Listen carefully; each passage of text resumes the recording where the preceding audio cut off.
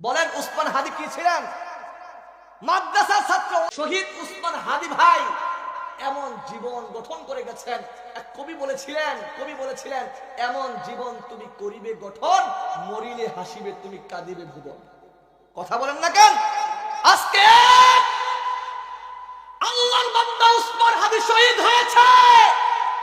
লক্ষ লক্ষ বাবা তার সন্তানকে উসমান হাদি বানানোর চেষ্টা করতেছে। কথা বলেন ঠিক কিনা?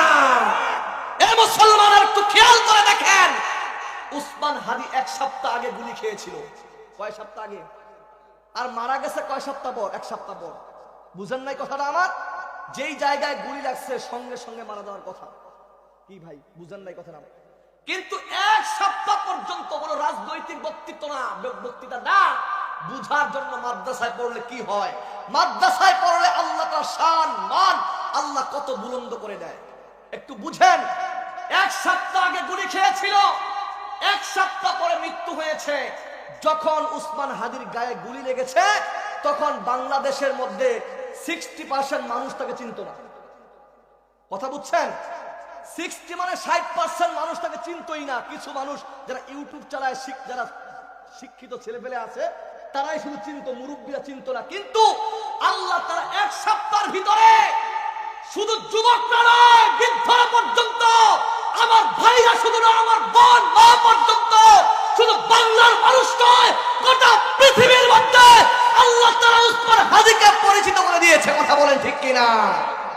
শুধু কিছু মানুষের দোয়া না, তার জানাজা হয়েছে বাংলার ইতিহাসে শ্রেষ্ঠ জানাজা। কথা বলেন ঠিক কিনা?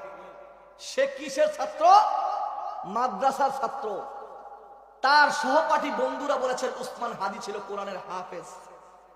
তার প্রত্যেকটা আশা ছিল, আকাঙ্ক্ষা ছিল, আল্লাহ আপনি আমাকে শহীদ মৃত্যু দেন। দেশপ্রেম ঈমানের অঙ্গ। দেশপ্রেম কি?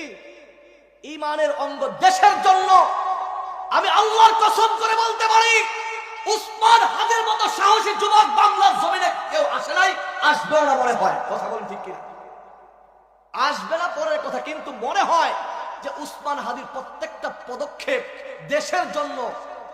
কথা বুঝিয়েন, উল্টা পাল্টা কালকে বলিয়েন না আবার যে এই কথাগুলো এইভাবে লাগাই দিছে। আল্লাহর কসম করে বলি, সে আমার ভাই। তার বড় প্রয়োজন ছিল বিভিন্ন দেশের চক্রান্তের মধ্যে আমাদের দেশ পড়ে আছে। কথা বলেন ঠিক কিনা? বিভিন্ন দেশ চক্রান্ত করতেছে আমাদের দেশকে নিয়ে। এই সমস্ত যুবক জাগলে তো গোটা বাংলাদেশ জাগতো। কথা বলেন ঠিক কিনা? এক উসমান হাদি জাগিয়ে দিয়েছে গোটা বাংলাদেশকে। এমন উসমান হাদির প্রয়োজন ছিল কিনা বলেন? আজকে তাকে হত্যা করা মানে দেশের সাহসিকতাকে দমন করে দেওয়া। কি বলতে চাই? এই উসমান হাদি তিনি বলেন আমি গরিবের অধিকার, ন্যায্য অধিকার ফিরিয়ে দিব, মা বোনদের হাহাকার দূর করে দিব, দাদাবাজির টেন্ডারবাজি রাহাজানি খুন ধর্ষণ বন্ধ করে দিব। আমি যদি দেশের ক্ষমতায় আসতে পারি। ওই ভাই কেন বলেছিল? তার মধ্যে কোরআনের এলেম ছিল, কোরআনের এলেম। আপনাদেরকে ছোট্ট একটা উদাহরণ দেই। আমরা গ্রামের মানুষ না, মনে খারাপ নেবেন না, আমরা গ্রামের মানুষ। গ্রামের মানুষ, অধিকাংশ মানুষ কৃষি কাজে অভ্যস্ত। আপনি কৃষক মানুষ, কৃষি কাজ করতে সকালবেলা চলে গেছেন, বিবিকে বলছেন কি আছো? বলে কিছুই নাই, পান্তাবাস পেঁয়াজ আর মরিচ আছে। কয় এটাই দাও খাই। পান্তাবাস, পান্তা ভাত, পেঁয়াজ মরিচ দিয়ে ভাত খেয়ে যুবক বন্ধু চলে গেছে মাঠে কাজ করতে। দুপুরবেলা কাজ করে আসছে, বলে আজান হয়েছে, নামাজ পড়বো।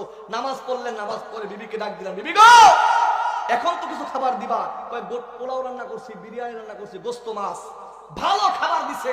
ওই বন্ধু ভালো খাবারগুলো খাইয়া একটা আনন্দের ঢেকর আসছে, আরামের তৃপ্তির ঢেকর। ঢেকর দেওয়ার সাথে সাথে তার ভিতর থেকে ওই সকালবেলা পান্তা মরিচ, কথা বলেন পেঁয়াজ মরিচ দিয়ে যে ভাত খাইছে, ওই ঢেকরটা তার ভিতর থেকে আসছে। কথা বলেন ঠিক কিনা? এটা বলার কারণ কি?